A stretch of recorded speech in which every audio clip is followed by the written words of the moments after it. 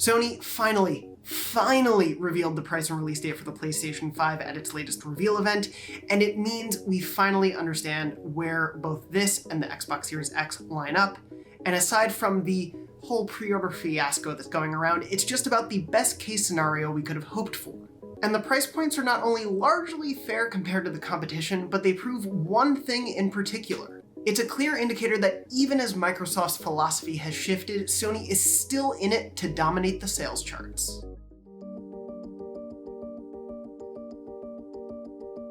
Sony's big play is the PS5 Digital Edition, which essentially offers you Sony's top-line hardware for $100 less than Xbox top-of-the-line Xbox Series X. Discussions of raw horsepower aside, Sony is making the argument that you can get a top-of-the-line comparable experience for less than the competition with the PS5 Digital Edition.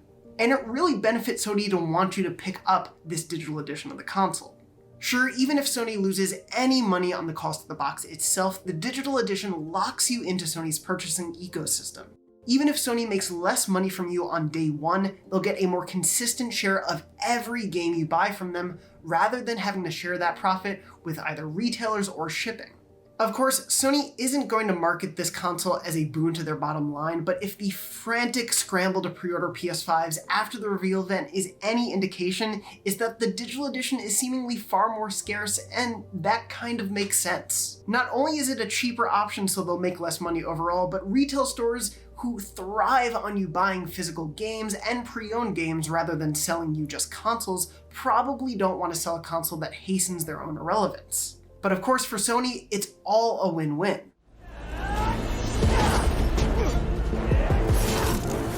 The latest PS5 showcase also gave us a much better idea of what players can expect to play on day one, and so far it's looking like a pretty strong lineup, especially when compared to day one for Xbox Series X and Series S. First of all, yes, it is undeniable to say that Sony announcing Marvel's Spider-Man Miles Morales is also coming to PS4 offers one less huge incentive to buy a PS5 on day one.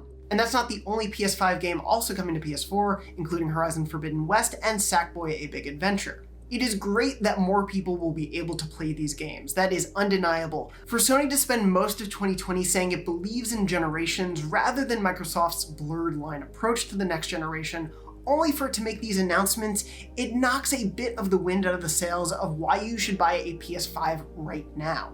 That said, the console will have a decent number of exclusives and console family exclusives, meaning games coming to PS4 and PS5, including Demon's Souls, which is just set for PS5, Destruction All-Stars, Sackboy: A Big Adventure, and Astro's Playground, which is built into the system on the first-party front.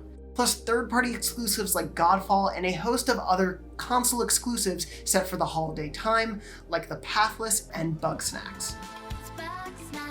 And that's not counting Sony's biggest play. Between the two PS5 showcases, Sony gave players the hard sell on long-term ownership of the PS5. With exclusives like God of War, Ratchet & Clank Rift Apart, Final Fantasy XVI, and more all coming in the next year or so, Sony clearly made a case for why the next couple of years are going to be a great time to specifically own the PS5. Of course, there is the big question of power. The Series X is the more powerful console, and theoretically games will run and look better on it. Players looking to buy the beefiest console, that is, of course, until the PS5 Pro and the Xbox Series X2? I don't know if the X-Men will like that. Regardless, until those consoles come, Xbox is currently the way to go if you want the strongest console. But we've yet to see any direct performance comparisons, and so it's safe to say, especially this holiday, when third parties are also having to consider cross-gen options for current-gen consoles, the PS5 and Xbox Series X versions of those games will probably be comparable enough that PS5 players likely won't miss out on much. The big question, of course, on a lot of people's minds is probably, though, what is the best value between the Xbox Series X, the Series S, the PS5, and the PS5 Digital Edition?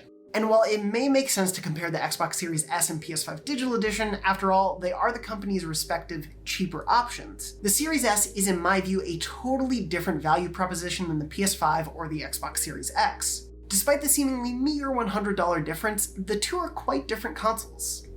Sure, they both lack a disk drive, but with its lower specs, the Series S seems designed for a more casual audience who may not have 4K TVs, or even a secondary console for those who might want to cover their bases when it comes to exclusives. It's better in my mind to think of the Xbox Series S almost as next-gen light.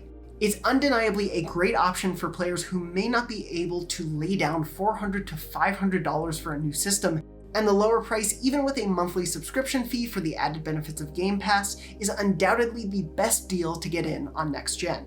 That said, if raw power is your primary concern, it may be best to wait until we have some concrete examples and comparisons of how the two stack up. On the whole, Sony wisely let Microsoft show its full hand before announcing any of its final details, and though it may feel like conspiracy-level thinking to assume that Sony made changes based on what Microsoft announced with the Xbox Series S and X price and release date, but by being the ones to go last, they were able to pivot their message and really double down on what they offer that Microsoft can't. That's two console options, one cheaper by a not insignificant margin, that offer the same on-screen experience. Whichever price you might choose, Sony's launch window and current year one lineups do a great job of telling you what your initial investment will get you and why they think it's worth your money now and throughout the months to come in 2021, even though pre-ordering is such a pain in the ass. For more on the PS5, be sure to check out our latest episode of Podcast Beyond, where we went into all the big reveals from the latest PS5 event, and of course, for all things PlayStation, you're already in the right place, IGN.